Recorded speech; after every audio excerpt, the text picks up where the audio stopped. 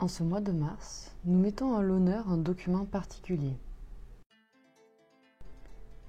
Voici le décret de Gratien, un regroupement de textes de loi reconnu comme un des textes fondateurs du droit canonique, c'est-à-dire du droit de l'Église. Cet imposant trésor fait partie de la collection de livres anciens enluminés que nous conservons à la bibliothèque. Avec ses 372 folios entièrement écrits à la main sur du parchemin, il serait daté de la première moitié du XIIe siècle, vers 1140. Ce recueil a connu un tel engouement qu'il a très vite été considéré comme l'ouvrage du maître, et les universités l'utilisaient comme un ouvrage de référence.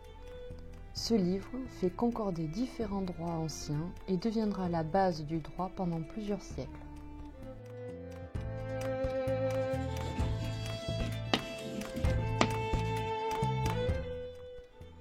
Tout comme l'indique son nom, ce décret aurait été écrit par un juriste, Gratien. Or, on sait peu de choses sur l'identité propre de Gratien. Il est connu comme étant un moine bénédictin ayant étudié au monastère de Classe à Ravenne et enseignant le droit à Bologne, où il résidait au monastère des Saints Félix et Nabor. Cependant, aucune source ne permet réellement de savoir qui il était exactement. Les traductions ont souvent été rapidement interprétées, ce qui laisse des confusions, et il est impossible de savoir si ces informations sont véridiques. Il n'était donc peut-être pas moine, certains spécialistes le considèrent comme un évêque et le nomment même Jean ou Johannes, sans non plus en avoir la preuve irréfutable. On ne sait finalement pas qui était vraiment Gratien, si ce n'est qu'il serait l'auteur du décret. On situe sa mort vers 1159. En définitive, l'auteur du décret disparaît derrière son œuvre.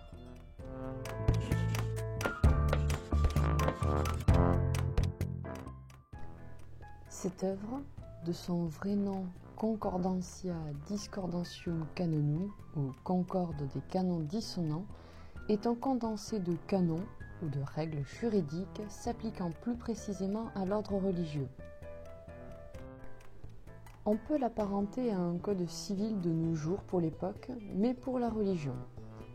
Le décret, qui aurait donc été rédigé vers 1140, regroupe pas moins de 3800 textes juridiques.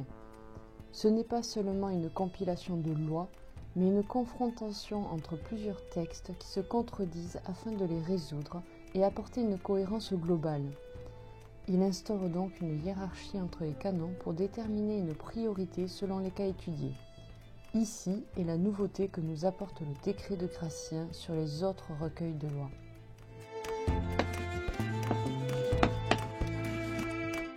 L'exemplaire que nous conservons à la bibliothèque date d'environ 1340 et inclut les gloses, c'est-à-dire les commentaires, faits par Barthélemy de Brescia, un autre canoniste.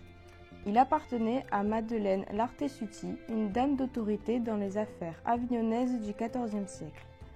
Elle en a fait don aux Célestins d'Avignon et suite aux confiscations révolutionnaires, cet exemplaire est arrivé à la bibliothèque.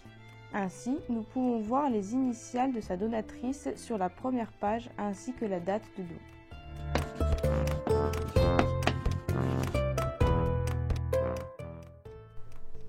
Le principal intérêt de cet exemplaire n'est pas tant son texte que ses enluminures remarquables, parfois déployées sur des pages entières. On retrouve différentes scènes représentant les situations des lois décrites et commentées dans le livre. Par exemple, voici une des illustrations les plus connues. Elle représente une scène de banquet où un homme courtise avec insistance une jeune femme. Cette scène est aussi visible au Palais des Papes. La finesse et la précision des traits témoignent du grand savoir-faire des illustrateurs de cette époque. Il est difficile de connaître les enlumineurs de manuscrits, qui sont généralement des moines copistes. Cependant, les études stylistiques montrent que cet ouvrage serait originaire de Toulouse, de par le décor en bandes verticales et motifs géométriques et végétaux que l'on retrouve dans les illustrations. De plus, Toulouse était le centre de production de livres juridiques à cette époque, ce qui accentue la probabilité de sa provenance. Le décret de Gratien que nous possédons est un chef-d'œuvre d'enluminure et l'un de nos documents les plus précieux.